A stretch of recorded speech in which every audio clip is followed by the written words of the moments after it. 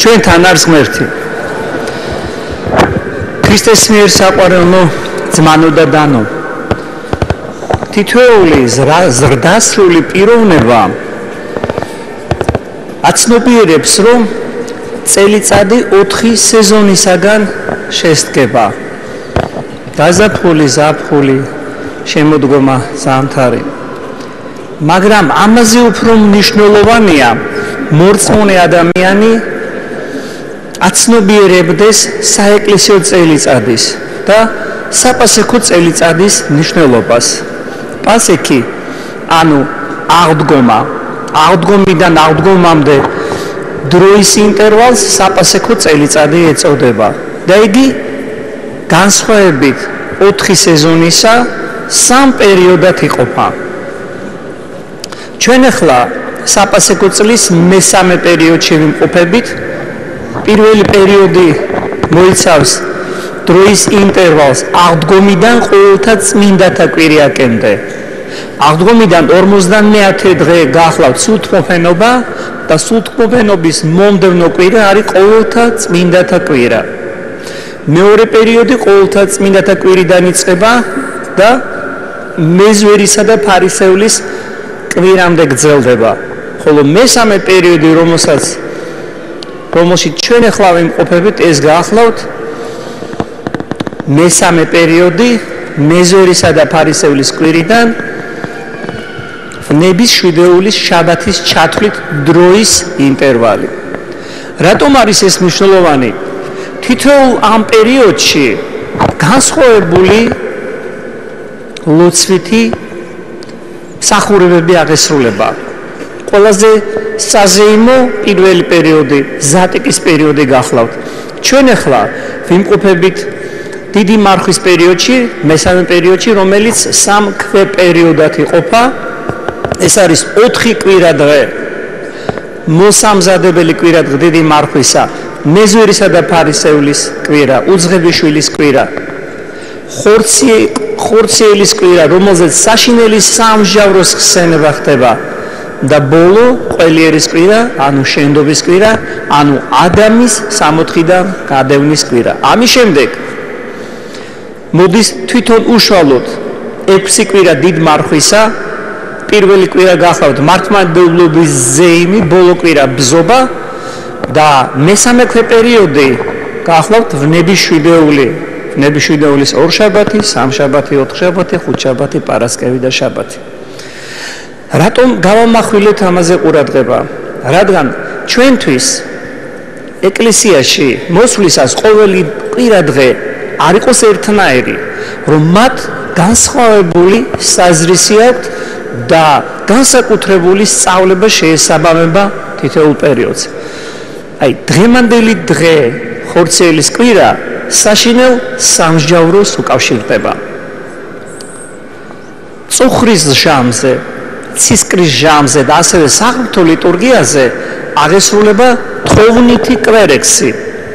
წუხრის ჟამზე თხოვნითი კვერექსი შემდეგი სიტყვებით იწყება: აღუსრულოთ სამწუხრო ვედრებაი ჩვენი უფალსა. ცისკრის ჟამზე აღუსრულოთ საცისკრო ვედრებაი ჩვენი უფალსა. ხოლო საღვთო ლიტურგიაზე პირდაპირ აღუსრულოთ ვედრებაი ჩვენი უფალსა.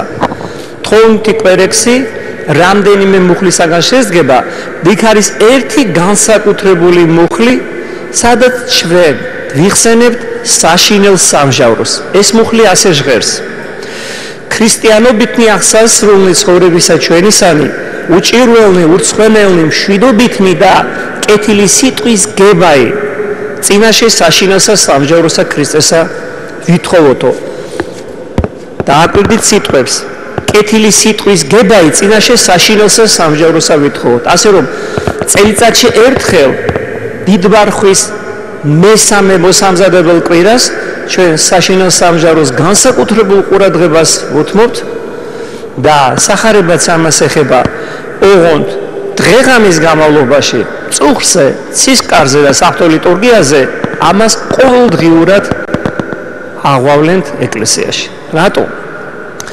საშინელი სამჟაროს ხსენება ადამიანს გაუნათებს გონებას და მას სრულად წარმოუდგენს ადამიანთა ხნის საღვთო განგებულებას.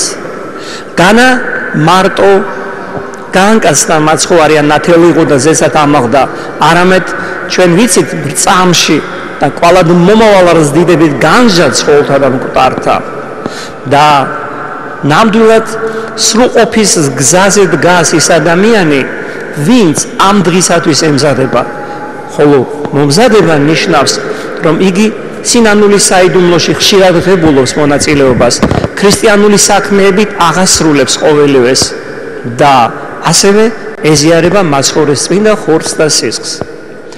ამ დღესთან დაკავშირებით ბევრი საინტერესო რამ გახლავთ, საცნაური და ერთ-ერთზე მათ შორის გავამახვილებ უპირველესად ყურადღებას.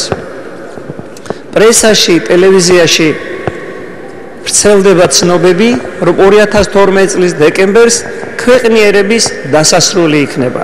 ეს არის წარმართული აზროვნების ნაყოფი და აქ ორ დიდ ტყუილს აქვს ადგილი.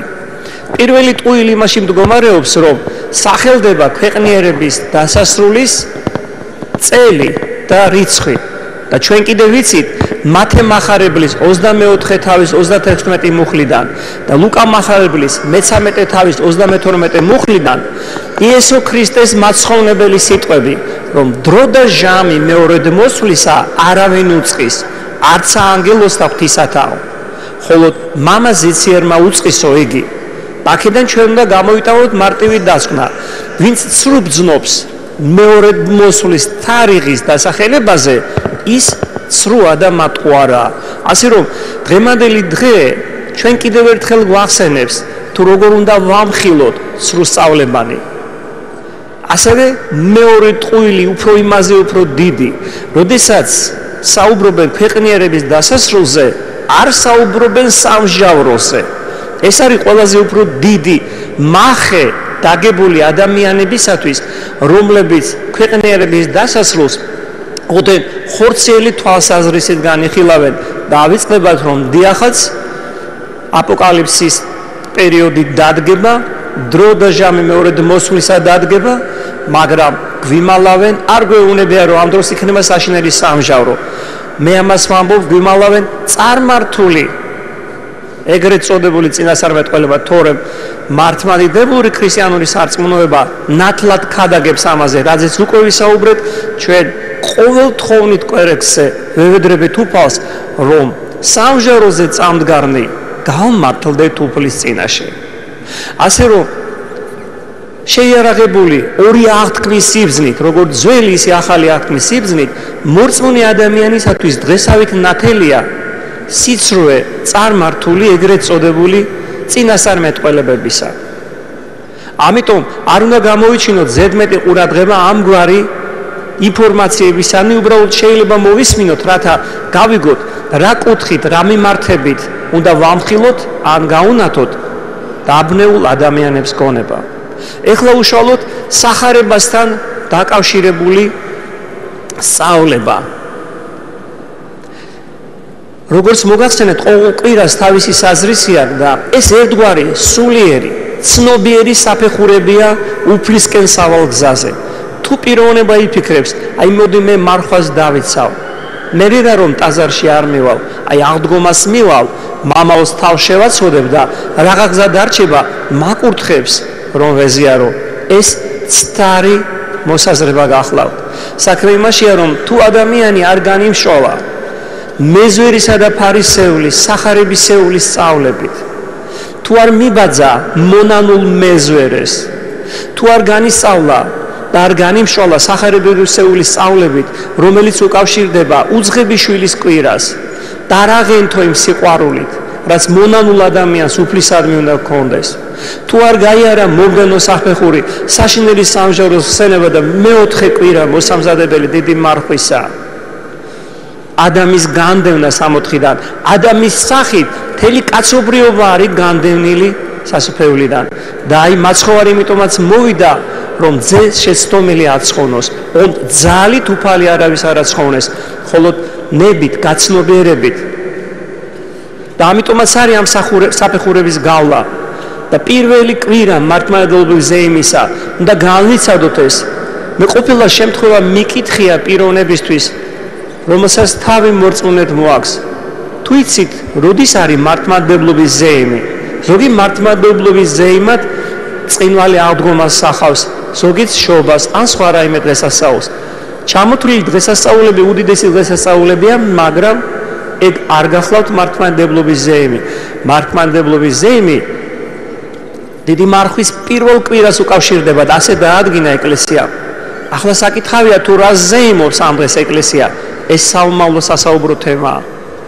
მეორე კვირა წმინდა გრიგორი პალამას ხსენებას უკავშირდება, მესამე კვირა ჯვრის თაყვანისცემის და ასე შემდეგ. და თუ ეს საფეხურები ცნობიერად არ გაიარა ადამიანმა, მისთვის აღდგომის დღესასწაული ოდენ წითლად შეხებელი მოხარშული კვერცხი იქნება, ან პასქა და საფლავზე ღვინის დასხმა და ასე შემდეგ. ანუ ოდენ გარეგნული ფორმებით აღნიშნა იმ უდიდესი სიხარულისა, რასაც მაცხოვრის წინვალე დღესასწაული ქვია. შეგვაგონებს დღემდელი სახარება, თუ როგორი იქნება სამჟავრო და აი ორ ნაწილად გაიყო კაცობრიობა. უფალი მარჯვნივ აყენებს იმ პიროვნებას, ვინც განმართლა და მისი ნება გამოიძია და აღასრულა და ვინც ეურჩა მის ნებას, იგენი მარცხნივ განაწესა. მე გავიხსენებ უწმინდესისა და უნეტარესის სრულიად საქართველოს კათოლიკოს პატრიარქის ილია მეორის საოცარ ერთ-ერთ შეგონებას. იგი ამ ამბიონიდან ბრძანებდა, რომ თითოეული ადამიანი თავისი ცხოვრების წესით განეკუთვნებს ადგილს, მარჯვნივ იქნება უფლისაგან თუ მარცხნივ. აკი ბრძანებს უფალი, ვისაც ვუყვარდე მე სიტყვანი ჩემნი დაიმარხნეს და ვისაც მე არა ვუყვარდე სიტყვანი ჩემნი არა დაიმარხნესო. დაი ნაწილმა დაიმარხა უფლის სიტყვა, მოიძია ღვთისნება და აღასრულა, დაითმინა ყოველივე და ამიტომ უფალი მას ეუბნება, კურთხეულნო, მოდითო და დადექითო მარჯვენით ჩემსა და შედით სასუფეველის სიხარულში. და ვინც არ დაითმინა ყოველივე, ვისაც უფალი არ უყვარს, ანუ ვინც არ ეძიებს უფლის ნებას არ აღასრულებს, მათ ეუბნება უფალი, წყეულნო. ასე რომ სამჟავროზე თითოეულ პიროვნებას მოეთხოვება, თუ რამდენად შეეწია ადამიანს, რომელსაც შიოდა, ან წყუროდა, შიშველი იყო და მიუსაფარი და სჭირდებოდა სითბო, ან პატიმარი იყო, ან ავად იყო, სნეული იყო. საოცარია ის სახარებისეული თხრობა, რომელსაც დღეს ჩვენ ვისმენთ და მართალნი, რომელიც ყველაფერს აკეთებდნენ თავიანთი ძალის შესაბამისად და მთლიანად დაიხარჯნენ, უფალს გაკვირვებით ეუბნებიან, როდის იყო უფალო, შენ მოხვედიო და გშიოდა და გაჭამეთ ჩვენო, ან გასვითო, ან წყურვალი იყავი, ან ავად იყავი და მოგხედეთო. ეს მათ თავიანთი წესიერი ცხოვრებიდან, სიკეთიდან გამომდინარე მოздით ეს სიტყვები და ეუბნებიან უფალს. რომ ისინი ფიქრობენ, რომ თუ რაიმე მათ სიკეთე გააკეთეს, ეს მხოლოდ უფლისგან იყო და მათ არც არაფერი გაუკეთებიათ. ასე თავმდაბლობით, ასე თავგანწიрлით ცხოვრობდნენ ისინი. ამიტომ უხარია უფალს მათი სიტყვის მოსმენა.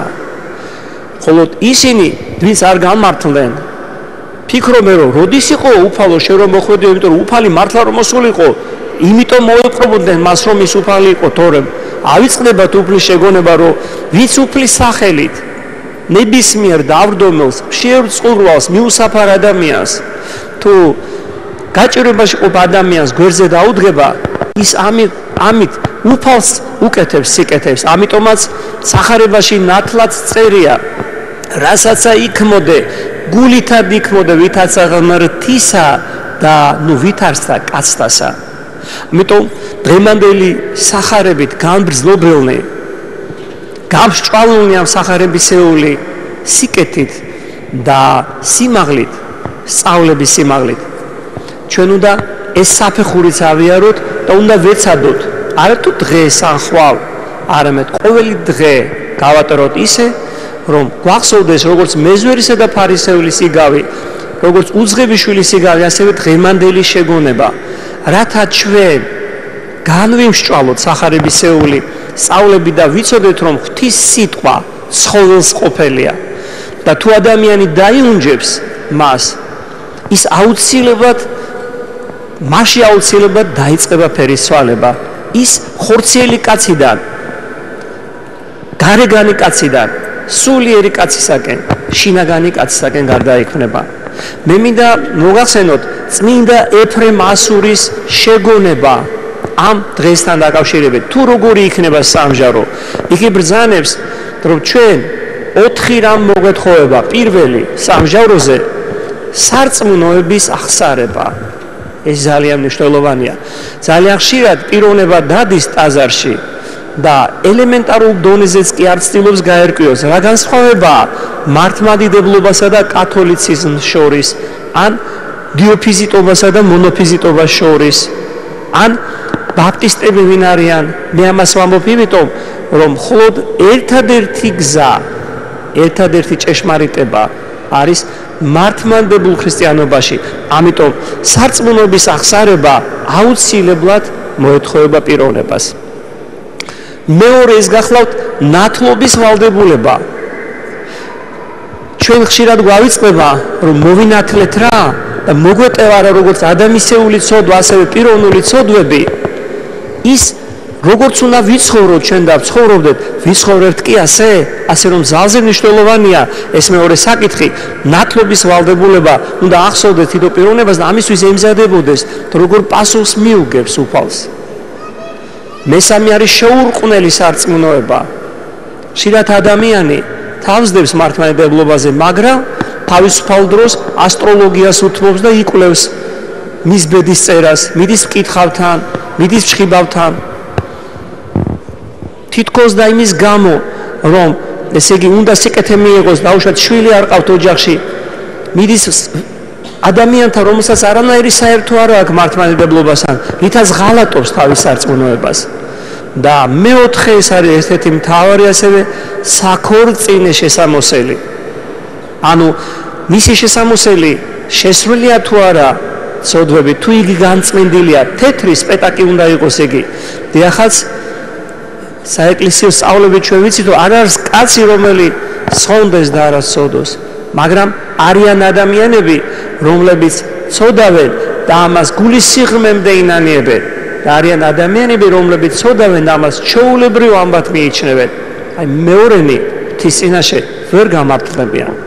ამიტომაც მოგვეცა ჩვენ საშუალება დღეს მოვისმინოთ სახარება და გავერკვიოთ და გვახსოვდეს ყოველთვის, რომ თითოეულ პიროვნებას მოელის საშინელი სამჟავრო და ამისთვის დღესვე ახლავე ყოველდღიურად უნდა მოემზადოს იმ ჯვრის სიმძიმიდან გამომდინარე, რას მას განგებამ უფალმა უბოძა. ერთი რამ კიდე მინდა დავზინო.